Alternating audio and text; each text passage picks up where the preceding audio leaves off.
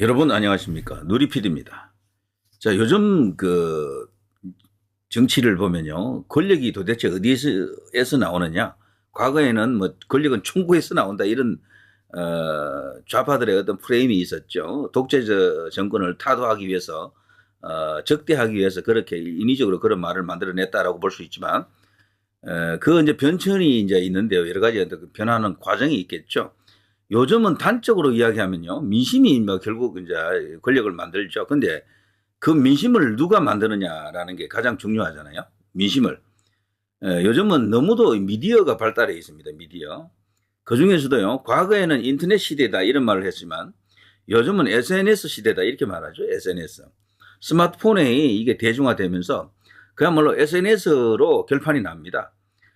흔히 이제 박근혜 대통령 탄핵 때부터 우리 저희 태극기 우파 애국 보수 자유 이제 이 진영에서 거대한 장외 집회를 지금 자주 엽니다. 거의 매주 그런 일이 이제 일상화되고 있는데요. 맘먹고 진짜 동원하면 사대문헌을 거의 다 채울 정도로 많이 모이기도 하죠. 그래서 그게 어떻게 보면 기현상이죠. SNS 시대에 그렇게 많은 광장 인원이 모여야 될 일이 있을까라고 생각할 수도 있는데요. 그럼에도 불구하고 여전히 광장은 필요하다라고 이제 생각하는 사람들이 많이 있어요. 그렇지만 제가 볼 때 효과 면에서는 그렇게 크지 않습니다. 솔직히 말씀드려서 고비용 저효율입니다. 특히 우파 애국보수 자유진영의 이 집회는 언론에 소개가 안 되기 때문에 거의 그냥 무시당하잖아요. 그래서 이 정치적 효과는 그렇게 크지 않는 건 사실이에요. 좌파들이 과거에 광우병이라든가 세월호, 최순실 뭐 그 사이에 여러 번 대형 집회를 열었잖아요. 그런 것들은 위력을 발휘했던 이유가 제도권 주요 언론에서 미디어에서 그걸 많이 보도를 해줬죠. 심지어는 막 중계를 해줬죠. 지금 이 시각 촛불 집회 현장 이러면서 막 난리를 쳤다고 그 때문에 그냥 난리가 나버린 거예요. 그냥 박근혜 대통령 때 솔직히 그 탄핵 그 과정에서 얼마나 집회를 열심히 했습니까? 야, 하지만 그 정도로 정말 열심히 했던 집회도 잘 없을 겁니다. 뭐 어마어마한 어떤 어려운 악조건 속에서 기상이 악화된 상황 속에서도 그 집회를 계속했잖아요. 그럼에도 불구하고 그게 하나도 안 통했잖아요. 그냥 8대 0으로 끝나버리지 않습니까? 지지율도 올라오지 않았고. 뭐 그걸 뭐 다른 요인으로 이제 분석하는 사람들도 있겠지만 좌우지간 집회만으로는 어떤 정치적 효과를 거두기가 어려운 시대가 된 건 맞습니다. 특히 우파에게 지금 제일 취약한 게요. 광장의 힘이 아니고요. 광장은 이미 우파가 접수한 지 오래됐습니다. 저들 좌파들이 아무리 많이 모여도 우파만큼 못 모이는 것 같아요. 이번 토요일 날 좌파들이 많이 모였었죠. 민노총이 주최하는 그 집회 현장에 많은 이번에 탄핵파들이 이제 거기 들어붙어 가지고 제법 큰 규모의 대형 사이즈의 집회가 되긴 했었어요. 그렇지만 우리가 알던 과거의 그 집회하고 성격이 달랐죠. 뭐 흐지부지 끝나더라고요. 중간에 민노총이 다 가버렸어. 민노총이 가버리고 나니까 나중에 남아있는 것은 그냥 그 촛불 행동하고 뭐 일반 뭐 그런 인간들, 중국에서 온 사람들, 뭐 그리고 정체수상한 뭐 그런 사람들 그 모여가지고 집회하다가 올라이트 했죠. 그렇지만 갈수록 사람이 떨어져서 얼마 남지도 않더군요, 나중에. 자, 보면요. 좌파들이 집회를 예전에는 자신들이 광장을 지배한다고 생각했었죠.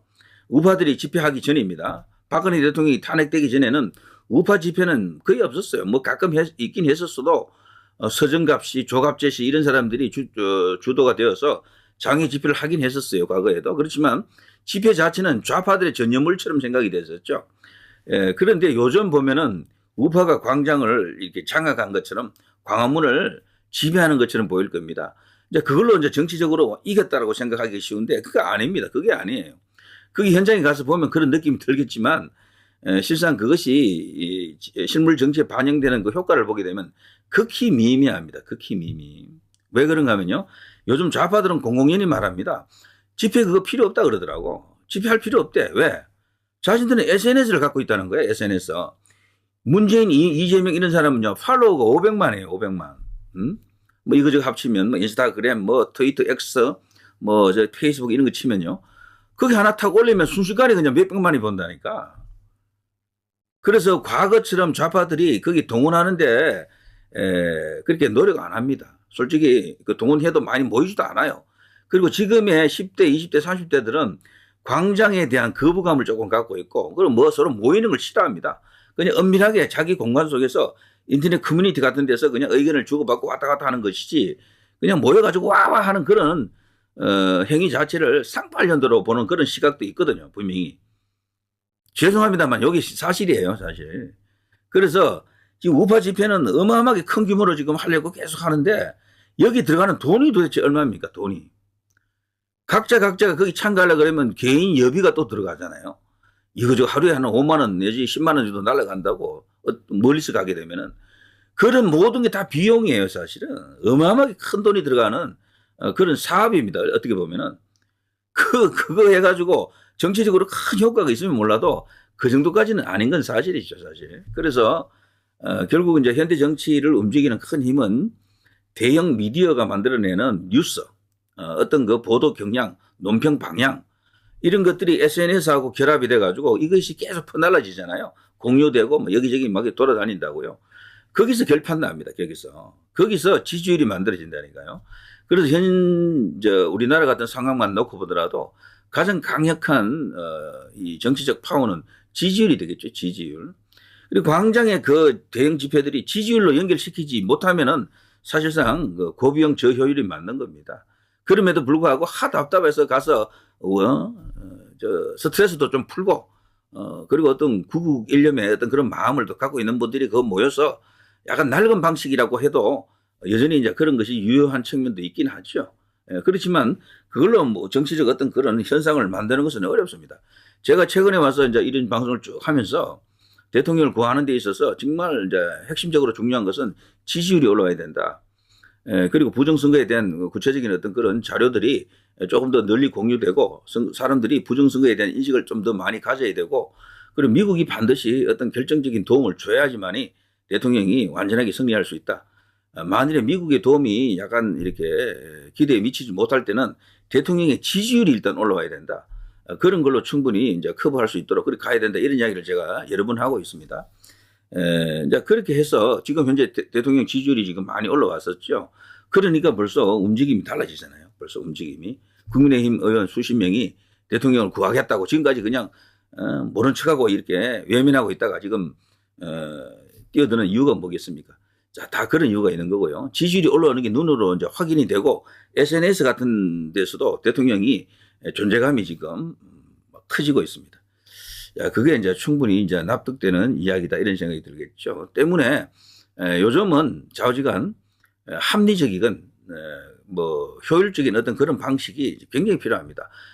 저는 우파에서요, 소위 이제 대한민국 애국 보수 자유 진영에서 대형 SNS를 갖고 있는 사람이 있다고 들은 적이 없습니다. 뭐 대선 주자급들 중에요, 팔로우 숫자가 10만 넘는 사람도 없을 거예요. 저쪽은 500만인데 여기 10만짜리도 잘 없는 거야. 광장에서 뭐 10만만 모여도 어마어마하게 많아 보이잖아요, 솔직히. 근데 팔로우 500만 갖고 있으면요, 뭐 금방이야. 1분 만에 그냥 몇백만이 본다니까, 그 내용들을 공유해 버린다고요.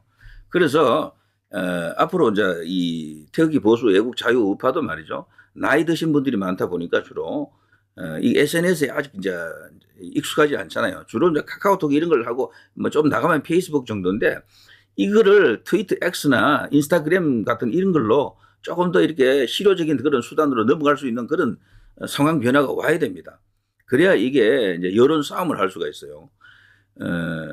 정말 얼마나 편하고 돈도 들지 않고 저비용 고효율이 바로 SNS입니다. SNS.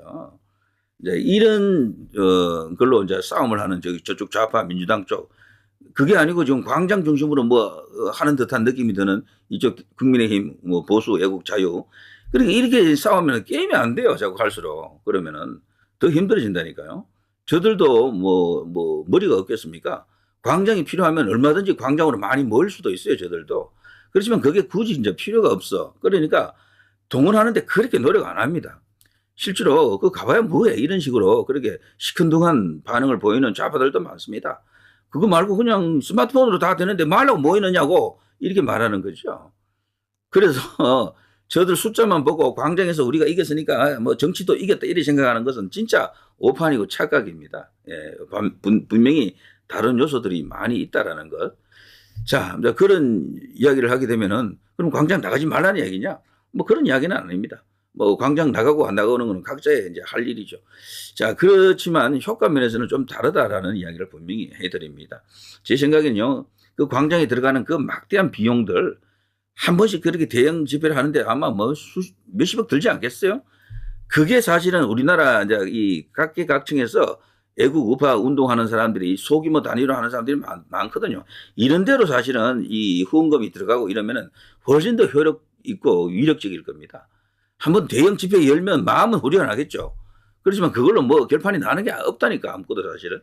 오히려 그보다도 대통령을 구하는 데 있어서는요, 지지율 플러스 그리고 국회의원들이 움직여줘야 됩니다. 그리고 조중동 같은 이런 힘 있는 매체들이 대통령을 지원을 해야 돼요. 이런 것들이 훨씬 월등한 힘을 갖고 있습니다.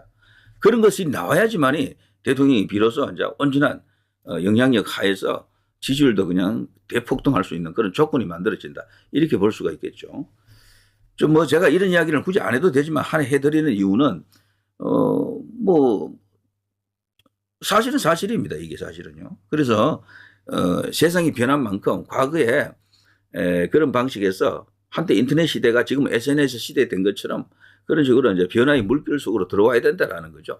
우파 유튜브가 이렇게 많이 이제 이렇게 번성하는 것도 그런 시대 환경하고 맞는 겁니다. 시대 환경하고. 진짜 쉽잖아요. 간단한 어떤 메시지 하나를 뭐 팔로우를 향해서 그냥 던지면은 그냥 순식간에 그냥 팔로우가 또 팔로우 쪽으로 이렇게 뿌리고 하면은 순식간에 몇백만이 뭐 금방 보는데 아무리 많이 모여도 10만, 20만 만들기 어렵습니다. 보통 200만 모였다, 100만 모였다 해도 진짜는 그 20만 안 되는 숫자거든요. 예. 아무리 많이 모여도 그 정도밖에 안 된다니까. 그러니까 그걸로 모든 것을 재단하기는 어렵습니다. 예, 재단하기는. 아, 그리고요. 제가 이 이제 방송하면서 이렇게 가끔씩 댓글을 보게 되면은, 국민의힘을 너무도 이렇게 폄하하는 혹은 국민의힘은 필요 없다. 국민의힘하고는 단절을 해야 된다. 대통령 구하는데 아무도 그 도움을 주지 못했어. 이번에 국민의힘을 완전히 잘라내고 새로운 어떤 정치 세력을 만들어야 돼. 이런 주장을 하는 사람들이 있더라고요. 그 극단적인 주장이죠, 그거는. 근데 가능성이 사실 없습니다. 그 광장 세력들이 주로 이제 그런 말을 한다고 봅니다. 이제 그걸 만일에 배경에 정광훈 목사의 그 뭐 자유통일당이라든가 그런 거를 염두에 두고 만일에 그런 댓글을 다신다 그러면요. 저는 그거 동의하지 않습니다. 가능성이 없어요, 사실 그거는. 국민의힘은 싫든 좋든 대한민국의 정통파라고 할까? 거기와 맥락을 이제 이렇게 잇고 있다라고 봐야 됩니다. 요즘은 좀 변질되었다라고 생각될 수가 있지만 그동안 이 좌파들의 공세에 너무도 짓눌려 가지고 기들 죽었죠, 전부. 그런데 이번에 이 이제 대통령이 기사회생을 하고 직무 복귀하게 되면은 양상이 달라질 겁니다. 이것을 계기로 새로운 정치 세력을 만들자라고 하는 운동은 일어날 수가 있지만 국민의힘을 대신할 수 있는 정당이 생겨날 것으로 저는 생각하지 않습니다. 그거는 뭐 혁명이 성공했을 때나 가능한 일이지 혁명 없는 상태에서 이렇게 이제 민주당이 또 다른 어떤 정당에 흡수된다라는 걸 상상할 수 없듯이 국민의힘이 다른 정당으로 대체된다라는 것은 거의 생각하기 어렵습니다, 사실.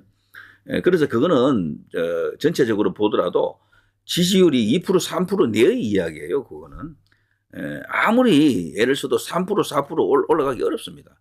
그런데 1%도 보통은 사람 숫자로 보면 한 40 몇만 되거든요. 2%만 해도 거의 100만 가까이 돼요.